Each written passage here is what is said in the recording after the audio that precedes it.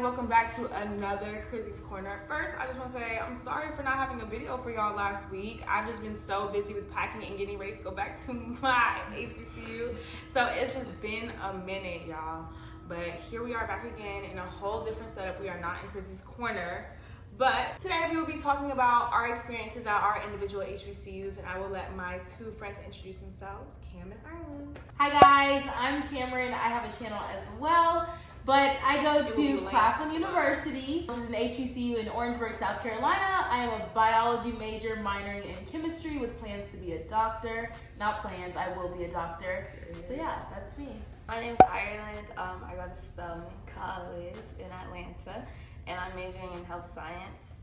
I don't know what I'm gonna do after that stuff, but yeah. Once again, I'll give my introduction to, I am Croy Hansen. I am a rising junior journalism student with a concentration PR, and I attend the illustrious North Carolina Agricultural and Technical State University in Greensboro, North Carolina.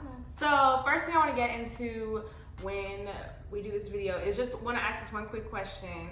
Why did you stay at your HBCUs? Now in Camryn's video, we discussed why we attended our individual HBCUs, but she made a good point and she was like, why don't we discuss like why we stayed? I was like, yeah, let's do that. So let's start with Cam. I'm in an extracurricular at my school, which I really enjoy. I never thought about going to an HBCU for it, but I'm so glad that I did. So I absolutely enjoyed that in my school. And then just the atmosphere, like immediately when I stepped on the campus, it's just like overwhelming love, overwhelming support that I had never been a part of going to a predominantly Caucasian school. So my school is just so welcoming. They have so many opportunities, and so many professors at our school have gone so many places. So I thought, like, I know I'm gonna get the benefit of the money, I guess you could say, or whatever. And like I know like I'm gonna go places after attending my HBCU. For me, Spelman is really big on sisterhood. Like we all support each other, and like just like Morehouse brothers, like we're all supportive of each other. There was a spider coming down on your shoulder. That was so scary. Spelman's really big on sisterhood, and like Morehouse with the brotherhood, and like everyone in the AUC, like we have events together to like prepare us for like grad school, medical school, dental school, just whatever school or whatever we want to do after we graduate. And I feel like at a PWI, they wouldn't show that much attention to us while we're students, you know? Like they really care about us, and that's what I like. Okay, so why I say that my HBCU, y'all, I knew that I loved A&T when I came to visit. So like when I touched down, y'all, I knew from welcome week that this was where I was gonna be. The people, like how they've been saying, the people really, the atmosphere, the campus, the vibes, like how much they really care about you. And it's really like, shout out to the people like SGA and SUAB and people who put on those type of events, because they really do make the most of your college experience, and they put like 110 into every single event that they do, and they really make it fun.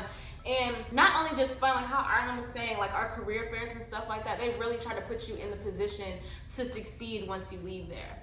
So like you said, I definitely don't think at a PWI they would have like actually made sure that we succeed. And I think that's like one thing about HBCUs in general, like they really want to see Black people excel. So they're really going to put you in that position to get somewhere no matter what. But yeah, we literally all have mandatory assemblies and like career fairs. So they're making you go, it's for a grade. So it's something you wouldn't have done initially. Like you might not have got out of bed for it, but in the end, you're so happy you did, because you meet so many people, so many different connects. And it's like the people they bring in want HBCUs pushed out there, so like they want you, and that's such an amazing feeling to know that like, okay, this person on the other end wants me, versus like somebody acting fake, acting like they like want me to work for them, and in reality they don't. Right.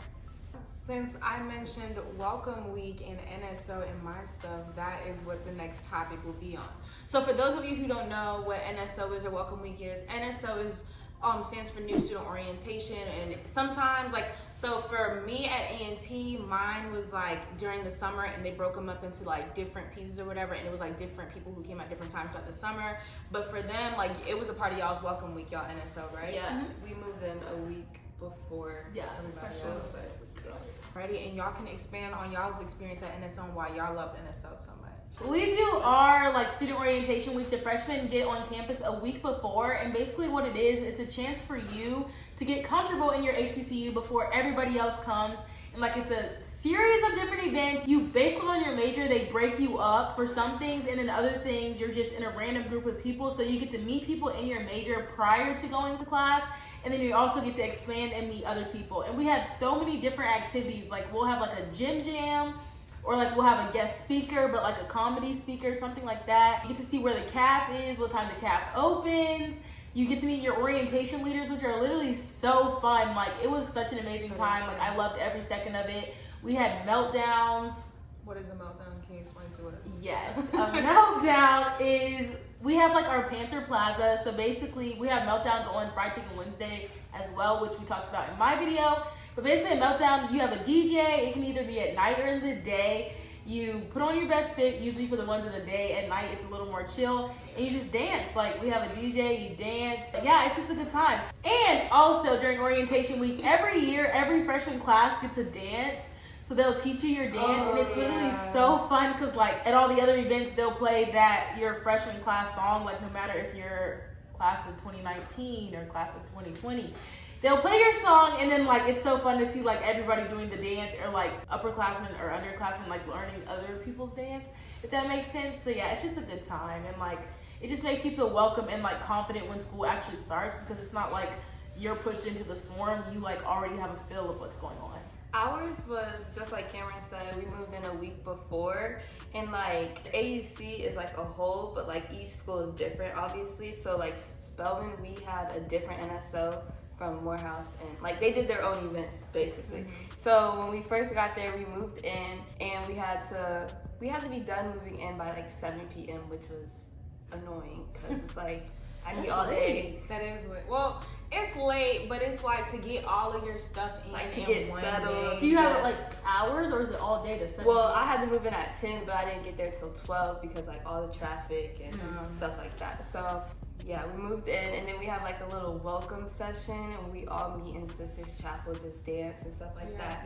And then just all throughout the week, we have like mini series where we just get to know the school, like the tradition, the history. We take our math placement exam, language placement exam, create our schedule. And then on Saturday, we have Olive Branch, and that's where Morehouse, Clark, and Spelman, we all go into King's Chapel at Morehouse. Like it's like a little ceremony. Then after that, we just party, and then at night when everything's over, we go to the promenade and just hang out and party some more, and then school starts. So my NSO and Welcome Week were split into 2 different times. So at A&T, like I explained earlier briefly, basically they're split up into like different NSOs or whatever. This year clearly was different because of COVID, but I'll never forget, I went to NSO 4, and I would just like to say I had so much fun. You basically go there, they call them ASLs, the Aggie Success Leaders. I hope I got that right. The Aggie Success Leaders, they basically take you around the school, give you a tour. It's overnight too, so like you'll get to stay in one of the dorms. I got to stay in Barbie. Apparently the kids don't stay in Barbie, if y'all have heard, is it's the oldest building on campus. So let's just put it that way. So we stayed in Barbie for the night, and it was so much fun. Like you got to hang out with your friends, you got to meet people, and then at the end of the night, after all of the events and like they take you around campus and everything, there's a party in the gym, and it's just so much fun. And then the next morning you wake up and you make your schedule, which was cool. And it was like, that's why everybody was trying to fight to get like the first or the second NSO, because the rumor was you'd get the best schedule and the best housing, which is false. Because some of the people who went to NSO 1 ended up in Barbie. Welcome Week is basically like what they were saying is like we get on campus a week earlier than everybody else, and it's just to get us adjusted. We had different programs and stuff that we had to go to. Like for example, they made us go to Healthy Brothers, Healthy Sisters, which is like basically a health class that you have to go to, and if you don't go to the health class, you can't go to GHO. Yeah. I don't know how they track you, but like they will make sure that you won't go to, well, really any on-campus events. They really can't control that Saturday, but like any on-campus events that you want to go to in terms of GHO, you won't be able to go to unless you go to the class. But the class is really fun. It's all day, and when you think health class, you think it's boring, but it's really not. Like, cause it's what upperclassmen teaching us different things. It is sex education. It's just regular health in general, but it's just like to make us aware and let us know, like before we get in, if you didn't know. Yeah. So I enjoyed that. And then welcome week is just like, there's parties on campus, off campus.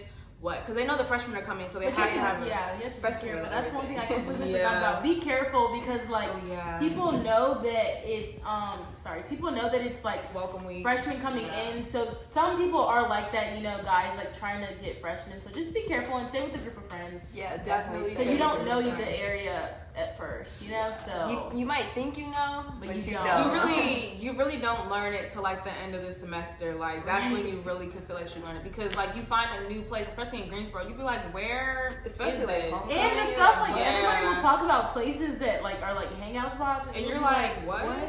Like what is the that? Where? Bucanas, what is that? Yeah, but what's it called? Like I can give an example. The night that all the freshmen moved in, they've been doing this since I think it was our year first or 21, I can't remember. But it would be like project. For it was our class, Project 22, Project 23, Project 21, and y'all, Project 22. This is the first party. I'll just make it brief. First party I ever been to in college. Stood in line for 3 hours to not get in because a fight broke out in the party, y'all. And like they were trying to get people to pay $40 right before the fight broke out. Yeah, we have Pajama Jam. Y'all do have like all the freshmen, like Georgia State, Georgia Tech, Kennesaw, like all the like Atlanta. Yeah, in the surrounding area. But yeah, it's fun, y'all. Like it's all so of this fun. is so fun. And like it's even more fun because like you'll literally meet your group of friends. Like I'm sure usually people like are in group chats before. Yeah. But if you're not, go on Twitter, use your hashtag, and like you'll find people just so you can have a few friends you know. But like you'll like get with your friends, y'all are finally meeting each other in person, and like I don't know how, but like everybody I've talked to says like it's literally that's the best experience. Like y'all have the best nights. Like the first night I met all my friends, and we're still friends till this day. Like I'll never forget. I'll literally never forget it.